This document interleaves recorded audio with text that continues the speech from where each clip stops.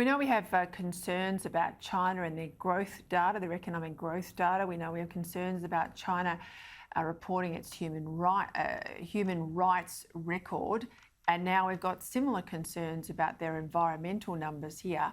7 years, there's been no commitment. I mean, how can you create a COP26 climate plan, an emissions reduction plan out of Glasgow, when cleanly 1/3 of emissions aren't even in the room? The player China didn't turn up, but nor can you have any sort of comfort that the numbers you have are even a ballpark accurate figure. I mean, the one lesson I learned in politics, the first time I touched a policy document, is if you can't measure it, you can't change it. And the issue here is you can't measure China. Well, you can't measure China and you can't measure large parts of the developing world. And it's trite to say, but in the scheme of things, in these sort of numbers, Australia is very much a rounding error.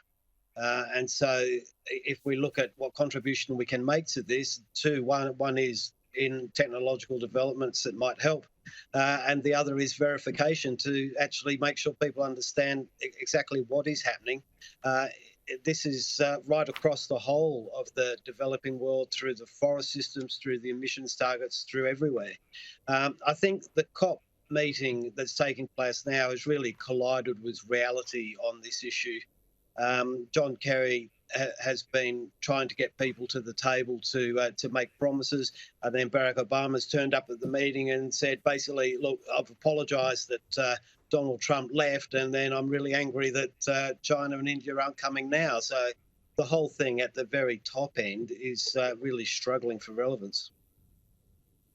I won't get into any more detail. You've gone through, I think, very well there, the actual, the real emissions and what could be, well, certainly what's reported and what we think they could be on the basis of that Washington Post article.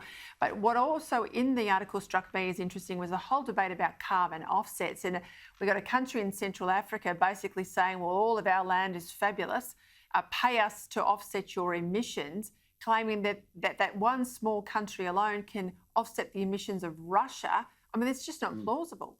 And this is the Democratic Republic of Congo, where I've actually been and had the pleasure of tripping around.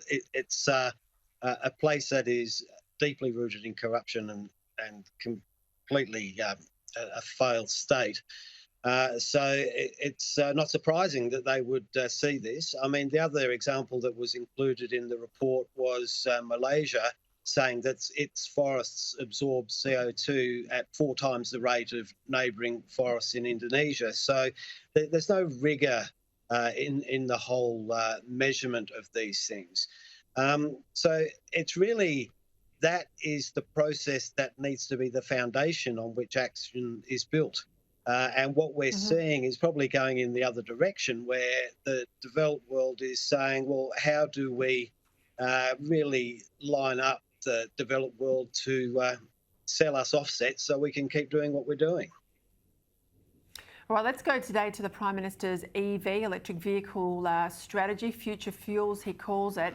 Let's put aside the cost of electric cars, because I think they're out of the ballpark for most families in Australia at this stage. I'm sure they'll come down. But $250 million on the table from the federal government to drive investment in charging stations. And they want to lift the current level of EVs, under 2% of cars sold, to something close to around 2 million by 2030. I get all of that.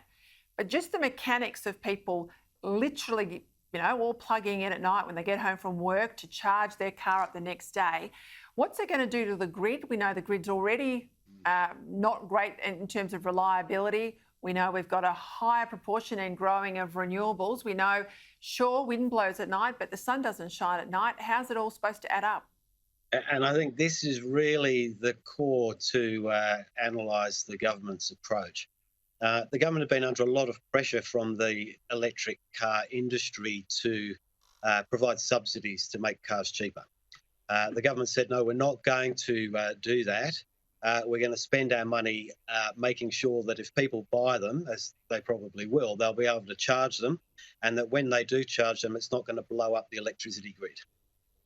So a lot of that money is going to be on infrastructure, transmission lines, ways to vary the charging for electricity to encourage people to only use it at certain times and to use their car batteries to back up the grid. It's a really big engineering challenge, and that's obviously the government's priority to make sure that can be at least looked at. I thought a very important part of the government's announcement was they're not only talking about battery cars, there was a big emphasis there on hydrogen cars. And given that Australia is looking at a hydrogen industry, the Prime Minister made the announcement at a hydrogen refuelling facility in Melbourne. That's quite a different technology to batteries. It's quicker to charge. It doesn't put the impact on the grid. So I think there'll be a lot more action in that space. Well, we'll see, won't we? Graham, Lloyd, thank you as always. Thank you.